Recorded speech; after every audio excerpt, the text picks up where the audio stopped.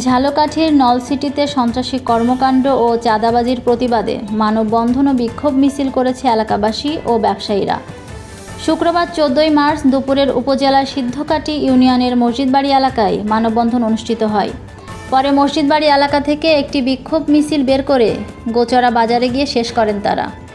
মানববন্ধনে বক্তব্য দেন স্থানীয় বাসিন্দা রফিকুল ইসলাম, হুমায়ুন কবির সর্দার, ব্যবসায়ী সুমন সর্দার, রীতা বেগম, পপি বেগম, মনির বেগ প্রমুখ। বক্তারা বলেন, ইউনিয়ন বিএনপি, যুবদল ও স্বেচ্ছাসেবক দলের গুটি কয়েক নেতাকর্মী মসজিদবাড়ি এলাকায় ব্যবসা বাণিজ্য ধ্বংস করতে পায়তারা করছে।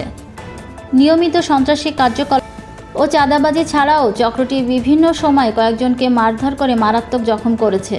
প্রতিদিন সন্ধ্যার পর মসজিদ এলাকার একটি ক্লাবে বসে মাদক সেবন ও ব্যবসা পরিচালনা করে ওই চক্রটি।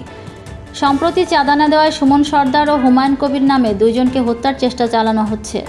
এছাড়াও মিথ্যা মামলা দিয়ে এলাকার নিরীহ মানুষকে হয়রানি করা হচ্ছে। স্থানীয় জনগণের নিরাপত্তা ও ব্যবসা পরিচালনায় প্রশাসনের সহযোগিতা কামনা করে চাঁদাবাজি সহ সন্ত্রাসী কর্মকাণ্ড বন্ধের দাবি করেন বক্তারা।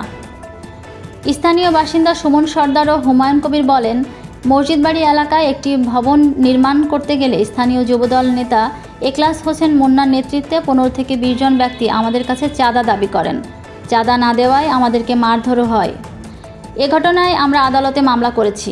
তবে যুবদল নেতা এখলাস হোসেন মুন্না চাঁদা দাবি বা মারধরের অভিযোগ অস্বীকার করেছেন।